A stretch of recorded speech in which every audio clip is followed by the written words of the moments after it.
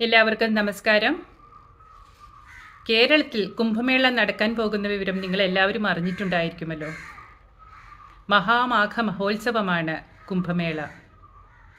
ഇത് നടക്കുന്നത് പൗരാണിക പ്രശസ്തമായിട്ടുള്ള തിരുനാവായയിലാണ്, നിളാതീരത്താണ്. നിള എന്ന് പറഞ്ഞാൽ കേരളത്തിലൂടെ ഒഴുകുന്ന ഒരു പുരാതന നദിയാണ് എന്ന് എല്ലാവർക്കും അറിയാം. ദേശത്തിൻ്റെയും ജനങ്ങളുടെയും രക്ഷയ്ക്കും വേദത്തിൻ്റെ രക്ഷയ്ക്കുമായി പരശുരാമൻ അഭ്യർത്ഥിച്ചതനുസരിച്ച് ബ്രഹ്മദേവൻ യാഗം ചെയ്ത ഭൂമിയാണ് തിരുനാവായ. യാഗത്തിനായി ഭാരതത്തിലെ സപ്തനദികളും മുഴുവൻ പുണ്യതീർത്ഥങ്ങളും ഗംഗാദേവിയുടെ നേതൃത്വത്തിൽ നിളയിൽ സാന്നിധ്യം ചെയ്തു. അങ്ങനെയാണ് നിളാനദി ഭാരതപ്പുഴയായി മാറിയത്. പ്രയാഗിലെ കുംഭമേളയും മാഘമേളകളും നടക്കുന്ന ഏറ്റവും ദേവതാപ്രഭാവമുള്ള വിശിഷ്ടമായ മാഘമാസത്തിലായിരുന്നു യാഗം. ഭക്തരുടെ പാപനിവൃത്തിക്കും പുണ്യപ്രാപ്തിക്കുമായി എല്ലാ വർഷവും മാഘമാസത്തിൽ തങ്ങളുടെ സാന്നിധ്യം നിളാനദിയിലുണ്ടാകുമെന്ന ഈ പുണ്യതീർത്ഥങ്ങളുടെയും യാഗത്തിനെത്തിച്ചേർന്ന ദേവതകളുടെയും ഋഷീശ്വരന്മാരുടെയും അനുഗ്രഹത്തോടെയാണ് യാഗം പൂർണ്ണമായത്. അങ്ങനെ ചരാചര തീർത്ഥസംഗമം കൊണ്ട് അനുഗ്രഹീതമായ പുണ്യകാലത്ത് ഈ ദിവ്യദേശത്തിൽ മഹാമാഘ മഹോത്സവം ആരംഭിച്ചു. ആദ്യം ദേവഗുരുവായ ബൃഹസ്പതിയുടെ ആചാര്യത്വത്തിൽ നടന്നു വന്ന മഹാമാഘത്തിനെ തുടർന്ന് കേരള ചക്രവർത്തിമാരായിരുന്ന പെരുമാക്കന്മാരും പെരുമ്പടപ്പ് സ്വരൂപവും വള്ളുവ കോനാതിരിയും സാമൂതിരിപ്പാടും ചരിത്രത്തിന്റെ ഓരോ ഘട്ടത്തിലും നേതൃത്വം നൽകി. തീർത്ഥപൂജയ്ക്കും സ്നാനത്തിനും പുറമെ ദേശരക്ഷയ്ക്കും അഭിവൃദ്ധിക്കുമായുള്ള യാഗയജ്ഞങ്ങൾ, ശാസ്ത്രാർത്ഥ വിദ്വൽ സദസ്സുകൾ, സത്സംഗം തുടങ്ങി ഹിന്ദു ധർമാധ്യക്ഷന്മാർ കൂടിയായിരുന്ന രാജാക്കന്മാരുടെ സ്ഥാനാരോഹണം വരെ മാഘമേളകളിൽ കാലാകാലങ്ങളായി നടന്നു പോന്നിരുന്നു. 250 വർഷം മുമ്പ് ബ്രിട്ടീഷ് ഭരണാധികാരികളുടെ ഇടപെടലിലൂടെയാണ് ഇത് നിന്നുപോയത്. പ്രകൃതിയിൽ അത്യധികമായ ശക്തിവിശേഷം ഇന്ന കാലത്ത് ഇന്ന ദേശത്ത് ഉണ്ടാകുന്നു എന്ന് തിരിച്ചറിഞ്ഞ ഋഷീശ്വരന്മാരാണ് കുംഭമാഘ പുഷ്കര മഹോത്സവങ്ങളൊക്കെ ചിട്ടപ്പെടുത്തിയിട്ടുള്ളത്. ആ സമയത്ത് ആ സ്ഥലത്ത് ആദിദൈവിക ആധ്യാത്മിക സാധനകൾ അനുഷ്ഠിക്കുന്നവർക്ക് ഈ ശക്തിയുടെ പ്രഭാവത്തെ സ്വജീവിതത്തിലേക്ക് അനുഗ്രഹമായി സ്വീകരിക്കാനാകും. അത് സംസാര സാഗരത്തിലെ പല അലച്ചിലുകൾക്കും ഇടയിൽ നമ്മിലടിയുന്ന എല്ലാ വിഷങ്ങൾക്കുമുള്ള മരുന്നായി അമൃതമായി അനുഭവിക്കാനാകും. ദേശത്തിനും സമാജത്തിനും ഐക്യവും അഭിവൃദ്ധിയും രക്ഷയും ഉണ്ടാകും.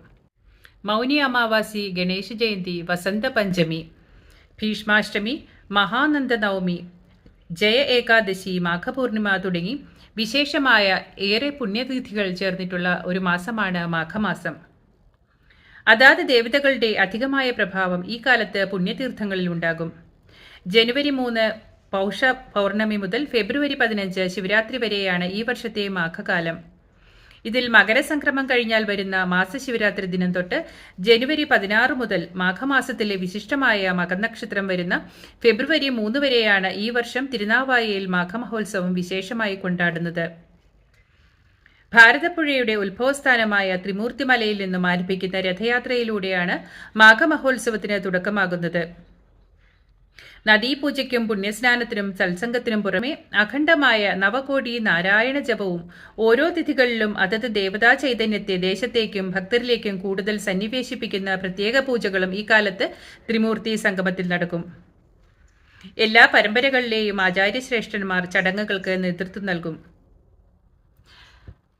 ഇത്തവണത്തെ ഈ മഹാമാഘ മഹോത്സവം നടക്കുന്നത് സദ്ഗുരുവായ മോഹൻജിയുടെ ജന്മദേശമായ പാലക്കാടാണ്. അദ്ദേഹവും മോഹൻജി ഫൗണ്ടേഷനും ഈ ഒരു മഹാസംഗമത്തിൽ വളരെയധികം പങ്ക് വഹിക്കുന്നുണ്ട്. ഗംഗ ആരതി നടത്തുന്ന അതേ കാശ്മീരി പണ്ഡിറ്റുകളെ മോഹൻജി ഫൗണ്ടേഷൻ ഇത്തവണ നിള ആരതിക്ക് വേണ്ടിയിട്ട് ഇവിടേക്ക് സ്വീകരിച്ച് കൊണ്ടുവരുന്നുണ്ട്. ഉത്തരേന്ത്യയിലെ പോലെ കുംഭമേള കേരളത്തിലും നടക്കുമ്പോൾ ദക്ഷിണ ഉത്തര ഭാരതങ്ങൾ തമ്മിലുള്ള ഐക്യം ഊട്ടിയുറപ്പിക്കുവാനും അത് വഴിയൊരുക്കുന്നു. ഇതുകൂടാതെ ഈ കുംഭമേള നടക്കുന്ന ദിവസങ്ങളിലെല്ലാം അവിടെ എത്തുന്ന ഭക്തർക്ക് വിപുലമായ രീതിയിൽ അന്നദാനം നടത്താനും മോഹൻജി ഫൗണ്ടേഷൻ എല്ലാ സജ്ജീകരണങ്ങളും ഉപയോഗിച്ച് തയ്യാറാക്കുന്നുണ്ട്. ദൃശ്യരും അദൃശ്യരുമായ ഗുരുപരമ്പരയുടെ സാന്നിധ്യം കൊണ്ട് അനുഗ്രഹീതമാണ് ഈ ഒരു കുംഭമേള. ഇവിടെ എത്തുന്ന ഓരോരുത്തർക്കും അത് അനുഭവിച്ചറിയാനും സാധിക്കുന്നതാണ്. കേരളത്തിൻ്റെ ആത്മീയ സാംസ്കാരിക ഭൂപടത്തിൽ അത്യന്തം മഹത്തായൊരു പേജാണ് വീണ്ടും തുറക്കാൻ പോകുന്നത്. 2026 ജനുവരി 16 മുതൽ ഫെബ്രുവരി 3 വരെ മലപ്പുറം ജില്ലയിലെ തിരുനാവായയിൽ കുംഭമേള നടക്കാനിരിക്കുകയാണ്. നൂറ്റാണ്ടുകളായി മങ്ങിപ്പോയ ഒരു പാരമ്പര്യം വീണ്ടും പുനരുജ്ജീവനം നടത്തുകയാണ്. ഭാരതപ്പുഴയുടെ തീരത്ത് നടത്താറുള്ള ബലിതർപ്പണം പൂർവികർക്ക് മോക്ഷപ്രാപ്തിക്ക് വളരെ പെട്ടെന്ന് സഹായകമാണ് എന്ന് നേരത്തെ മുതൽ ഒരു വിശ്വാസമുണ്ട്. ഈ മഹാകുംഭമേളയിൽ പങ്കെടുത്ത് എല്ലാവരും ധന്യരാകണമെന്നും ഋഷിമാരുടെയും പൂർവികരുടെയും അനുഗ്രഹത്തിന് പാത്രീഭൂതരാകണമെന്നും ഈ മഹാകുംഭമേളയെ വലിയൊരു വിജയമാക്കി തീർക്കണമെന്നും നിങ്ങളോട് അഭ്യർത്ഥിക്കുന്നു. എല്ലാവർക്കും നന്ദി, നമസ്കാരം.